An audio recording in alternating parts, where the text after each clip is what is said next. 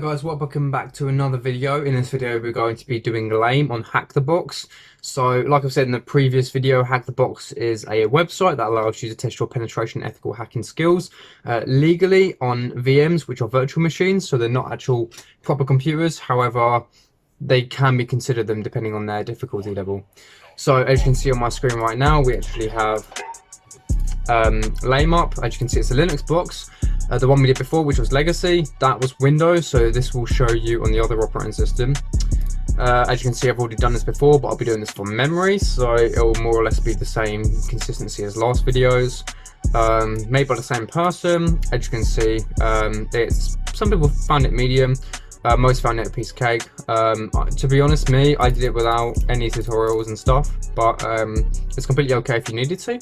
There is this video here for a tutorial, so feel free to, before we get started, feel free to like, comment and subscribe if you actually are enjoying the video and you will learn something. And yeah, so what we can do is we can take this IP address from this box. I've already got a VPN running up, so that's cool. So what we can do is we can just open up a terminal, sudo into the root user, clear the screen again. Now what we did last time is we did a brief scan just to see what ports are open, and then we can do an in-depth scan, so that's what we're going to be doing this time around as well. This is how I do pen test engagement. So nmap, and then we go -p. I know we can do -p dash, but I'd prefer just to list them out like that. And then we can do paste, and then we can click enter, see how long's left. Alright, so what we can do now is we can just talk about a bit about enumeration and reconnaissance. Oh, never mind, because it's already finished. So as you can see, we've got 139 open, which is an SMB one. We also have an SSH and an FTP. So now what we can do is we can go nmap dash ports, and then 21, 22, and 139. 21, 22, 139, yep. And then -a for everything, and then paste in the IP address again. Boom.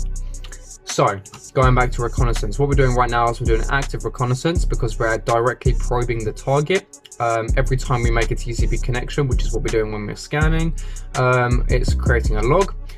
There are ways around this, depending on the security of the client network. So if they've got a basic firewall, what you could potentially do is you could do the TAC argument on nmap to try to get around this and bypass it without creating too many logs. How this works is instead of making a TCP connection of SYN-ACK, and then an ACK, and then the connection is established through the TCP handshake, instead what happens if you use the stealth scan, which is the TAC-S, what happens is it goes SYN-ACK, and then when it goes back to the client, instead of saying ACK to establish the connection and make a log, you can then just send a reset packet. It's not very stealthy anymore, but it can be stealthy depending on the client security and infrastructure. Anyways, back to the scan. So what we can do is we can just bring this over here, close this. We can then scroll up and see what we have. So as you can see, we've got FTP right here. We have a version and a version number. We also have an anonymous FTP login, but as you can see, we don't really have anything special. Like if we go up to the top, we have FTP, which is cool. We can actually put files onto the FTP server and then try to initiate them or execute them. But there's no real way to do so. You can just do HTTP, but you can't do it necessarily as we don't have a HTTP here. We have SSH, so obviously we can brute force authentication services using tools like Hydra and things like that. In this video we're not going to cover that though. We're actually going to cover the one on here, which is port 139, which if you remember from the previous video of Legacy, it was 139 and port 445. So we did 445 last time, so we can try 139 now. So going for the more advanced scan, as you can see, FTP allowed, things like that. We can log in and see what there is there, but just to save time, I don't think we're going to be doing that. What I'm thinking of logically right now is we can try SMB, and then if that doesn't work, we can try FTP stuff with the anonymous login, and then if nothing there, then we can try to do something with SSH. So yeah, as you can see, open SSH, we've got the version number, and it's running Debian or Ubuntu. Gives us the work group and the stuff like that, RSA keys. Scroll down, we should, where is it? The SMB one. Oh, here it is. So we have port 139 on a TCP connection and it's open, so we can actually attack it. NetBIOS Samba SMBD 3.0.2 and it's Debian. So what we can do is we can take this and then look up an exploit for it. So we can go boom and then exploit, see what comes back. There is a Samba user map script from Rapid7. If you don't know, Rapid7 are the people who make Metasploit, which is what we covered in the previous video. So that's good. So as you can see, little description on how it's used, things like that. No authentication is needed to exploit this vulnerability, which is very handy because we don't have any credentials. So as you can see, you can scroll down and we can use it. So once again, we can just copy like we did last time. We can then just go MSF console, like that. So there's actually a public available exploit for this type of Samba SMB. So we're going to try and do that now. So we can go paste to use the user map script. Now what we do now is we do show options like always before. So we need R hosts and we need L host, L port, and then R port. So the R port's already set to 139, which is handy.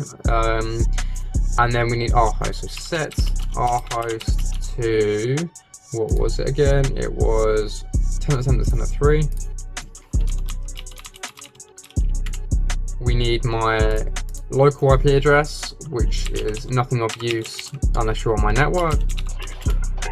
This is the VPN. There we go. Copy that.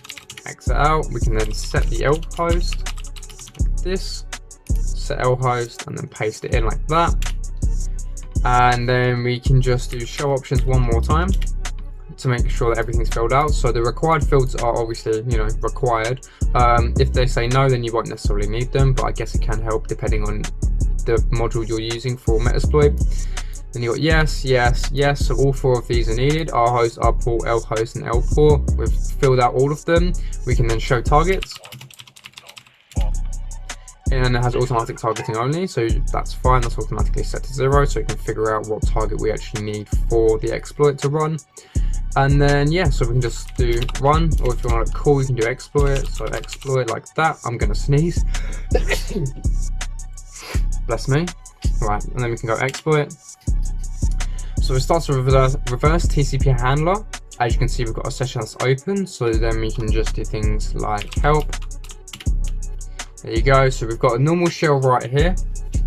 So we can do things like we can just drop into a shell like this. It's found bin bash because we're actually on Linux. Instead of like, you know, system32 CMD, we've got bin bash because that's the type of terminal that Linux has. Now we're waiting on to receive a connection from it just to see if it works.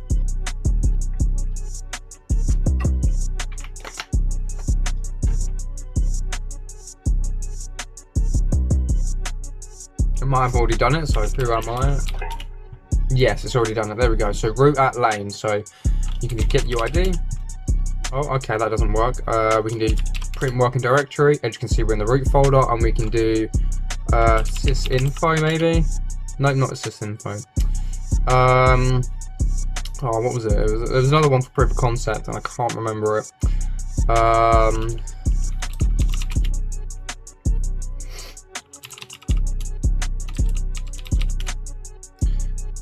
Okay, well, we'll root anyway, so that's fine. What we can do is we can go dir, and then as you can see, we can do stuff like cat etc shadow for all the password hashes. So here's all the password hashes, and you can also do the same with passwords. So cat etc password for the usernames and groups. As you can see, we've got, I take it, yep, that's 103. So all the thousands of groups, sorry, all the thousands of users. So I've got a user called Makis. So what we can do is we can then clear it, and then we can go back to the root folder if we weren't in that already. cd home ls. As you can see, we've got two. We've got yeah, so we can go cd dir, and then as you can see, we've got the user.txt flag right there. And now you're probably wondering, well, there's no admin or administrator or anything. That's because we can actually go back to the home directory.